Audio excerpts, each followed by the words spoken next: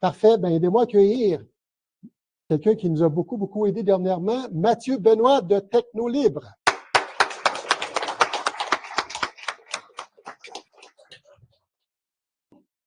Merci d'être présent ce soir.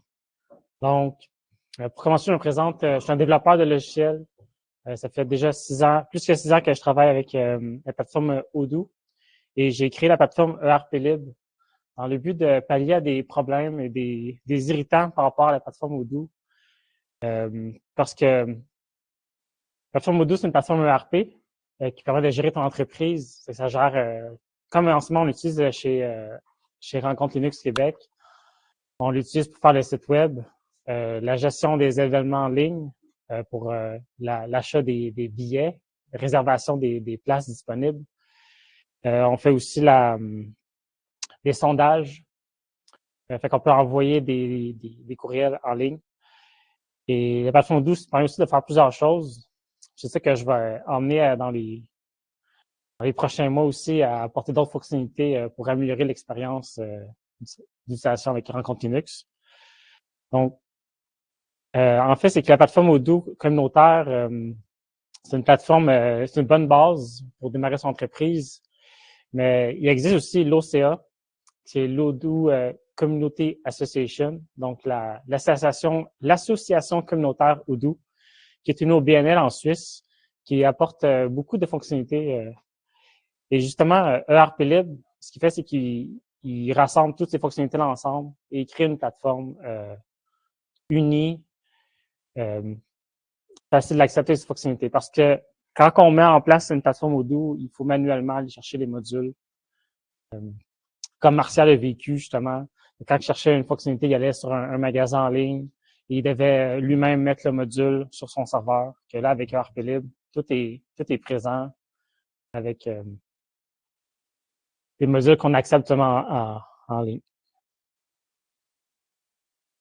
Aussi, ben, il faut comprendre comment la maîtriser, la plateforme Odoo. Donc, ça vient avec une série de scripts. Donc, il faut des connaissances avancées, il faut tester ta propre base de données. Donc, ERP-Lib, en fait, il vient donner des outils pour permettre de faire ces manipulations-là. Et ça, je vais vous le montrer par la suite. Dans la vie, moi, j'ai un... Je vais pas changer de page. C'est une introduction. Donc, dans la vie, j'ai une passion pour la rétro-ingénierie logicielle. C'est l'art de comprendre du code par du code.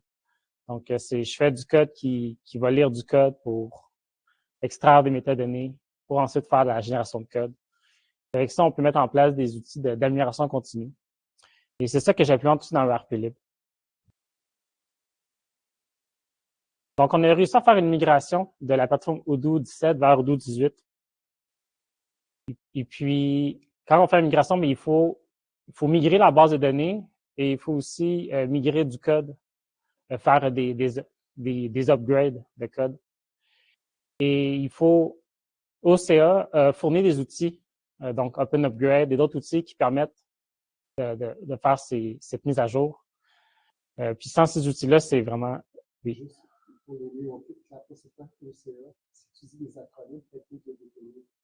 J'ai mentionné au début, je peux le redéfinir encore. OCA, ça veut dire Odoo Community Association. Et je vais en parler beaucoup. Ils sont très importants parce que c'est eux qui rendent la plateforme libre, qui augmentent la valeur de la plateforme libre. Exemple, Odoo offre 600 modules, mais grâce à OCA, on a accès à 2500 modules. Et ça aide à créer une communauté de plusieurs entreprises à travers le monde. Ce que j'exprimais, c'est quand on fait une migration, en fait, c'est difficile de faire une migration d'Odoo. Il y a plusieurs choses à prendre en compte. Puis, je vais sûrement en parler aussi. Il y a des problèmes qui ont été rencontrés dans la migration. Odoo, c'est une belle plateforme et on peut directement dans l'interface modifier des vues du logiciel. Donc, ça crée des vues personnalisées. Puis quand on fait la migration, ben, ces vues-là sont pas migrées, par exemple. Donc, ça, c'est des défis qu'on rencontre, qu'il faut faire manuellement.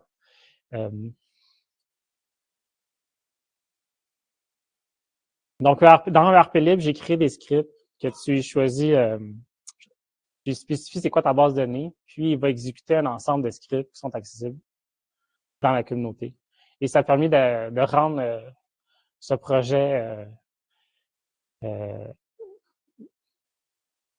d'augmenter ça a permis de rendre ma motivation facile, de vouloir m'impliquer et de faire le travail, puisque c'était rendu facile grâce à RPLib.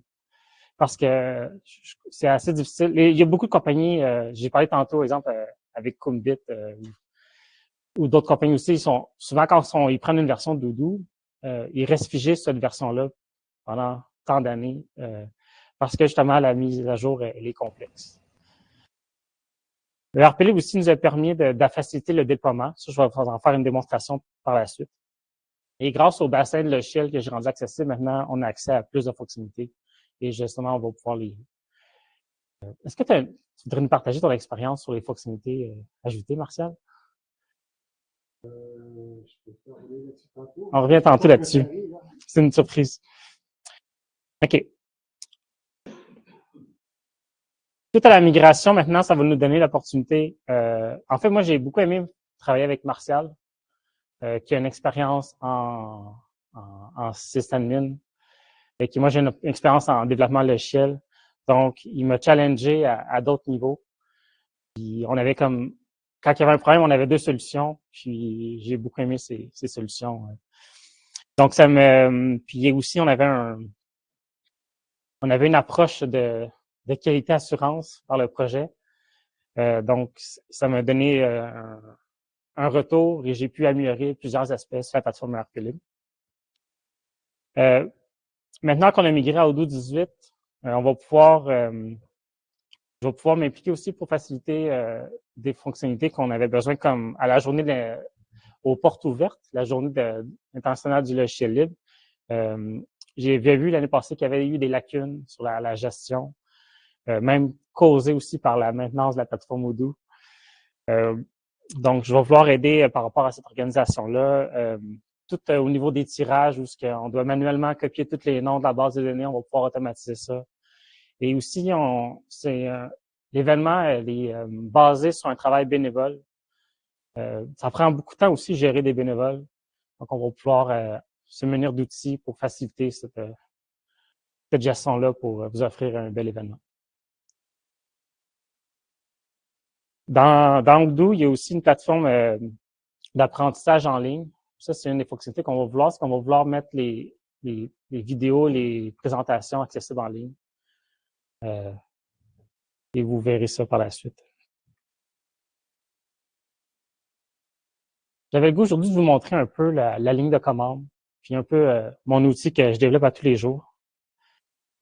Je vais vous faire une démonstration en ligne de commande, mais pour commencer, j'ai développé des outils en ligne de commande, mais j'ai aussi fait des outils en interface graphique. Et un outil qui s'appelle DevOps. Donc, le but, c'est faire le suivi des développements et des opérations. Donc, quand on fait une transformation numérique, quand on veut mettre une plateforme en place dans une organisation, DevOps, c'est une procédure. Il y en a d'autres aussi. C'est une procédure qui est bien connue et qui montre ici deux boucles. Donc, et la boucle Dev, qui est une boucle qui tourne ici. Donc, ce qu'on fait, c'est qu'on fait une planification des travaux qu'on doit effectuer. On fait le développement du logiciel, le code. Ensuite, une fois qu'on a du code, le code source, on doit le transformer pour pouvoir l'exécuter, ce qui s'appelle le build. Et les tests, donc on veut s'assurer de la qualité de notre exécutable, de notre exécution. Et quand ça marche pas, on revient à la table de dessin, on planifie puis on recode jusqu'à temps que ça fonctionne. Et quand ça fonctionne, on fait donc ce qu'on appelle une release, donc on fait une version pour le publier et on le déploie sur les services, sur les serveurs. Et ensuite, l'utilisateur commence à opérer l'outil. Il teste une nouvelle fonctionnalité en production. Et la partie monitoring, en fait, c'est justement on observe l'utilisation. Il peut y avoir des bugs. Et l'utilisateur, l'opérateur continue à boucler, il attend sa prochaine version qui va être corrigée. Donc, quand il y a un bug, justement, on l'envoie à la planification. Et là, on commence le développement. On voit vraiment la boucle infinie entre le développeur et les opérateurs. Et c'est ça que j'ai voulu développer comme outil dans ERP-Lib. C'est des outils donc de développement. Donc, et un des problèmes que je rencontre, c'est que j'ai plusieurs environnements de production. Et à chaque fois, il faut que je mémorise qu'est-ce que ce client-là a comme paramètre. Et j'ai fait des outils qui vont aller chercher tous les paramètres dans mon ordinateur, les configurations. Donc, il va aller lire les fichiers de SSH pour les connexions vers les serveurs. Et il extrait les paramètres, puis il se connecte sur les serveurs, puis il va aller chercher tous les fichiers dans l'ordinateur pour trouver des instances de ERP-Lib. Fait qu'il me dit maintenant où ils sont installés. Donc, dans cet ordinateur-là, j'ai mon ordinateur local, puis j'ai mis ici l'instance de développement, parce qu'on a mis 2 instances pour travailler, une de production et une de développement avec Rencontre Linux. Donc là, on est sur le système de Rencontre Linux. Et donc, dessus, j'ai un workspace qui est un environnement de travail, chez Kelpat qui exécute dessus. Je me suis fait des outils comme un bouton, puis il m'ouvre la ligne de commande, puis je suis directement sur le serveur. Odoo Dev. Je sais pas comment vous le prouvez que c'est le serveur. Un bon exemple, ça. On m'a suggéré de faire ARM ou c'est une joke pour effacer le disque dur. Donc, sur l'exemple, on voit ici les systèmes D. Je roule le service ici ERP-Lib.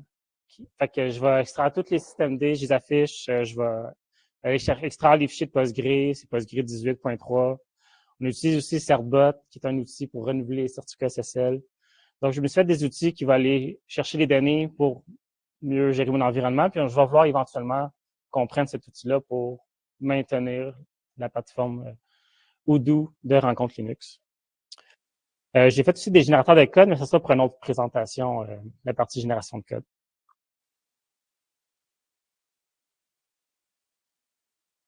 J'ai pas parti le timer, je sais pas quelle heure qu'il reste. Combien de temps? Je sais pas. On va avancer. La ligne de commande, puis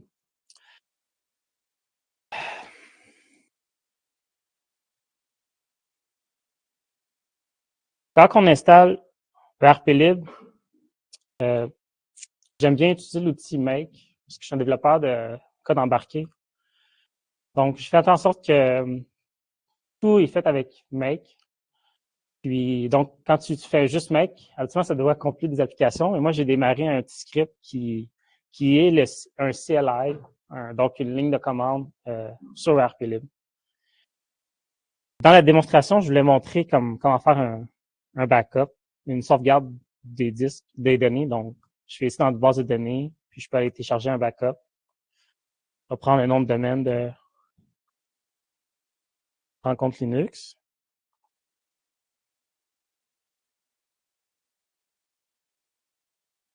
Ensuite, il me dit de où est-ce que je vais enregistrer, puis les backups sont faits, on a besoin d'avoir un mot de passe. Donc là, il permet donc de downloader le backup. Habituellement, on fait ça via une interface graphique. Aussi, forcément, le backup se télécharge, je vais vous montrer autre chose. Donc, quand on fait l'installation, il demande si on veut l'installer comme l'installation du système d'exploitation. En ce moment, on supporte bien Ubuntu ou Debian. Puis, il demande quelle version d'Odoo tu veux installer. Ici, j'ai déjà installé Odoo 17 et Odoo 18. Puis aussi, quand tu fais l'installation, il installe ERP-Lib. Je ne ferai pas l'installation, déjà installé. Ça, c'était pour l'installation. Donc, ici, on a fait une sauvegarde. Maintenant, on voudrait exécuter la sauvegarde, donc il faut la restaurer localement. J'ai fait, ça c'est une vraie démonstration, on vient de télécharger, j'aurais pas été, je viens de télécharger un vrai backup de Rencontre Linux immédiatement. Ça a pris 43 secondes. Puis ici, il demande, j'ai un outil qui permet d'aller ouvrir un fichier, donc celui-là à 21h25, qu'il y a 2 minutes. Je vais l'ouvrir.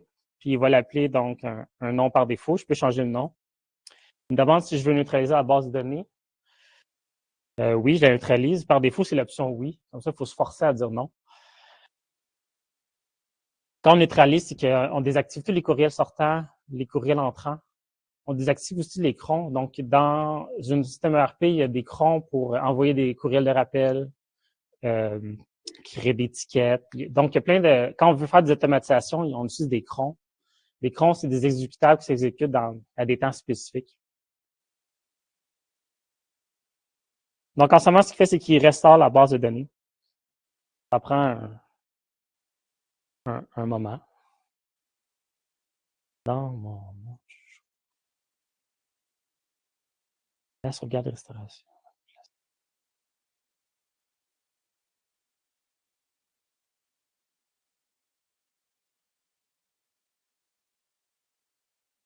En ce moment, il exécute il installe des applications de neutralisation.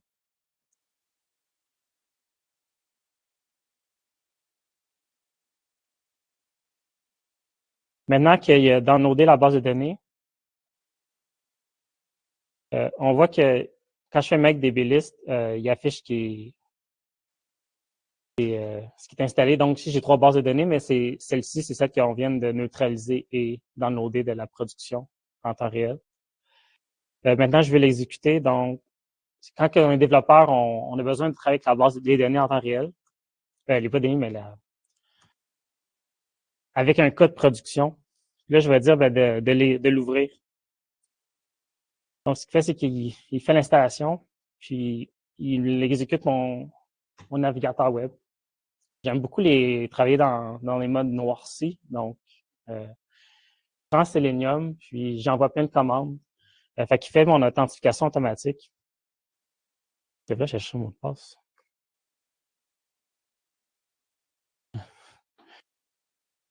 Quand on travaille en local, en tout cas, j'ai installé des outils qui permettent d'injecter des comptes utilisateurs, puis je crée un utilisateur qui s'appelle Test, qui prend qui devient super administrateur, donc j'ai accès à toutes les données que j'ai pu aller télécharger son backup. Donc, je peux maintenant travailler avec toutes les données. Donc, ça, c'est le cas réel de la base de données. On va aller voir les événements. OK, ici. Donc, s'il y a des événements qui ont été annoncés, il y en a plusieurs. On a préparé déjà notre liste d'événements. Je n'ai pas demandé l'autorisation, donc c'est une petite surprise.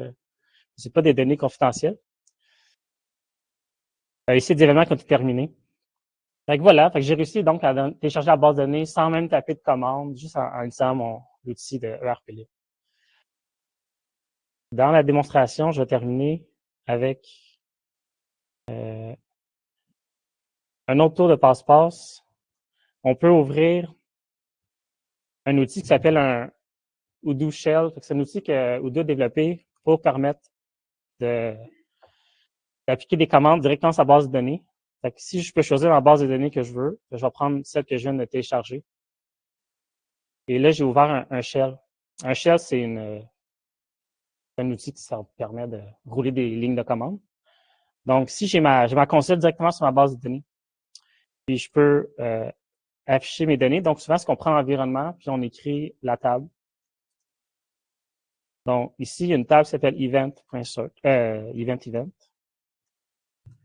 Puis, je peux dire, affiche-moi tous les événements. Donc, ici, il y en a écrit une coupe. Je ne sais pas si on peut faire. Il y a 49 événements en cours. Puis, j'aimerais ça afficher tous les noms d'événements. En ce moment, je suis en train de faire du Python. Donc, ici, il y a tous les événements que on a affiché tantôt en interface utilisateur. L'autre fois, j'ai dû utiliser le shell parce qu'on avait fixé un bug où tous les partenaires, il fallait racheter le Canada comme pays. J'ai pu le faire avec le shell. Quand on utilise la bonne commande avec un print puis un join.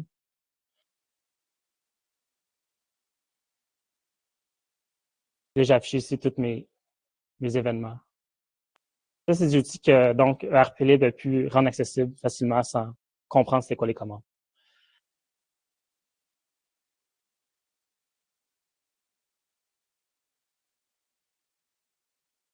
Une des lacunes de ERP-Lib, c'est que je suis un développeur et j'ai fait l'outil pour moi.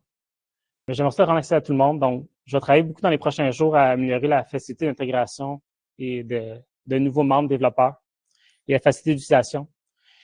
Puis avec l'arrivée des GPT, bien que je fais des générateurs de code par rétro-ingénierie, c'est quand même un travail long et complexe. Et aujourd'hui, avec les GPT, c'est rendu accessible pour son ordinateur localement. Donc, je vais travailler pour intégrer des générateurs de code qui puissent tous exécuter localement sur l'ordinateur et intégrer dans la plateforme Odoo. J'ai déjà dit dans d'autres présentations que le but de ERP-Lib, c'est de rendre accessible une plateforme libre et des systèmes ERP. Et j'ai vraiment l'intention d'intégrer Delibar parce que je trouve que c'est une belle communauté qui ont vraiment l'importance sur les logiciels libres et que leur manière de faire inclut des bons mécanismes. Donc, je veux que ERP-Lib puisse déployer des systèmes Delibar et même avec la rétro-ingénierie, extraire des fonctionnalités et les intégrer dans les deux plateformes. J'ai aussi commencé à développer une plateforme d'application mobile ERP-Lib. Fait qu'avec le CLI, il permet de créer une application puis qui se permet de se connecter avec ERP-Lib. On pourra en parler une autre fois. Merci beaucoup. Je suis content de vous avoir présenté mon expérience et mes travaux depuis plusieurs années sur la plateforme.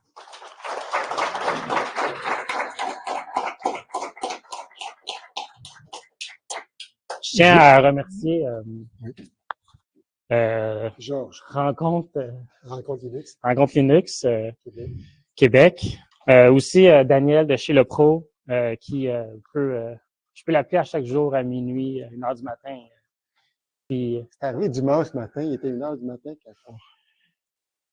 merci aussi Fabien pour l'accompagnement que tu me fais sur le logiciel libre. J'apprécie le goût du libre. Merci à la QLL d'être fondée récemment puis de porter d'avoir une image pour les entreprises sur le logiciel libre. C'est fait partie de mes valeurs et je suis content qu'il y a d'autres entreprises qui travaillent pour y arriver.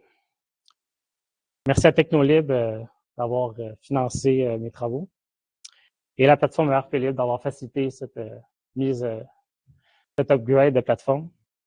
Merci à OCA de nous... OCA, c'est une grande communauté d'avoir rendu accessible tous ces outils-là. Sans ça, ERP-Lib n'aura pas la même existence. Merci beaucoup. Juste avant, tantôt, tu me demandais mon opinion là, sur oui. Mon micro est ouvert, oui. Vous m'entendez bien à distance, oui? Oui. En fait, c'est que l'objectif, pourquoi qu'on a pris Odoo, c'est qu'on était pris avec Meetup, ça coûtait cher, comme Montréal Python sont pris avec Meetup aussi, ça coûte cher, ils ne payent peut-être pas, mais il reste que nous, on le payait. Moi, en fait, je le payais, ça m'a coûté des milliers de dollars avec les années. Et on a fait l'étude pour voir qu'est-ce qui existe comme logiciel libre. Ça prenait absolument un logiciel libre pour prêcher par l'exemple. Et le seul qui pouvait répondre à nos besoins, je ne sais pas si Delibar peut faire des enregistrements, mais nous, on voulait remplacer Meetup, on voulait remplacer Eventbrite, parce que sur Eventbrite, quand on faisait nos événements annuels, ça faisait tous les enregistrements. Ça fait que c'est le seul qui pouvait répondre à ces deux besoins-là, c'était Odoo, avec le module là, pour les inscriptions des événements. Fait que ça fait la job. Ensuite, ça nous permet même avec Odoo de gérer des gros événements comme qu'on va faire l'an prochain. On peut avoir des kiosques, c'est phénoménal pour les gros événements, mais c'est déjà un module que le module événement gère déjà tout ça. Là. Fait que déjà, on n'a même pas utilisé, je pense, 5% des fonctionnalités encore, parce qu'il y a beaucoup de modules qu'on ne maîtrise pas aussi, mais petit à petit, l'objectif, c'est de répondre à nos besoins. Vous voyez, quand vous vous inscrivez à tous les mois, déjà, ça fait la job, mais c'est quelque chose qu'on peut améliorer de plus en plus. Et le désavantage de Meetup, on peut même pas exporter les gens qui sont inscrits à l'événement. On voit rien que les noms.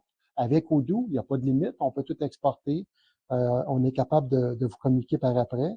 Meetup, c'est vraiment propriétaire. Tu as le bras dans le torbeur. Tu payes, puis tu as le bras dans le torbeur. Tu peux même pas sortir de là pour aller chercher les inscriptions. Ça, je trouve ça pas vraiment bien. Le module contact sur Meetup, on a on avait 1850, on a encore 1850 contacts sur Meetup que je peux pas vraiment extraire, mais sur Odoo, on est rendu à 668. On est loin quand même, il en manque quand même 1200 quasiment. Fait que je compte sur vous pour, oui, On est capable d'aller chercher. vous êtes capable sur Oui, Meetup? oui, on est capable. On pourrait peut-être parler après, oui. Mais tout ça pour dire que, à Mais date, plus que ça, parce qu'il y en a peut-être qui sont sur la nouvelle liste qui étaient pas sur l'ancienne. aussi. Bref, je fais rien que le tour des modules qu'on utilise, c'est que Odoo, c'est comme un couteau suisse qui peut faire un peu de tout. Il s'agit de faire les bons choix de modules, avoir un expert qui peut nous accompagner aussi pour maximiser l'utilisation de ces modules-là. On a utilisé dernièrement aussi, en fin de semaine, le module projet pour gérer les petits problèmes qu'on a eu dans Odoo. Mais ça nous permet d'expérimenter qu'est-ce qu'on peut faire avec ça. Il y a un module e-learning aussi qui nous permettrait de toutes les présentations, de les rendre disponibles éventuellement là-dessus, puis que les gens pourraient poser des questions par présentation, mais avec un genre de module e-learning. Ça peut faire du email marketing aussi pour être capable de, quand on fait l'infolettre pour nos événements mensuels et annuels, pour qu'on puisse justement faire un suivi de tout ça. Il y a un module connaissance aussi qui est une base un peu comme Wiki. C'est un wiki de base. Je n'ai pas vraiment utilisé. C'est sûr que TikiWiki est encore mieux, là, OK? Mais il reste que c'est un couteau suisse qui peut faire tout. Il n'est pas le meilleur dans tout, mais ça peut être intéressant pour un organisme là, qui ne veut pas installer un paquet de logiciels. Il y a un module web qui permet de faire une page web. Là. Tout ce que vous voyez actuellement sur le site web, c'est tout intégré avec des thèmes. Tu as un live chat aussi qui nous permet de, si on veut, entre nous, certains utilisateurs, on est capable de, au lieu de prendre Framatome, on pourrait communiquer éventuellement avec ça.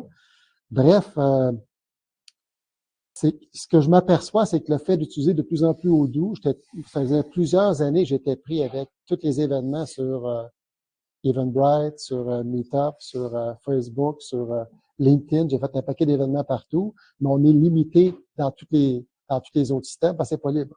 L'avantage d'Odoo, c'est que c'est vraiment flexible, on est capable de tout faire. Il suffit des fois d'avoir un expert qui peut aller par en arrière, nous chercher de l'information, ça peut être utile. Un gros merci encore, Mathieu. Merci, Maria. Parfait.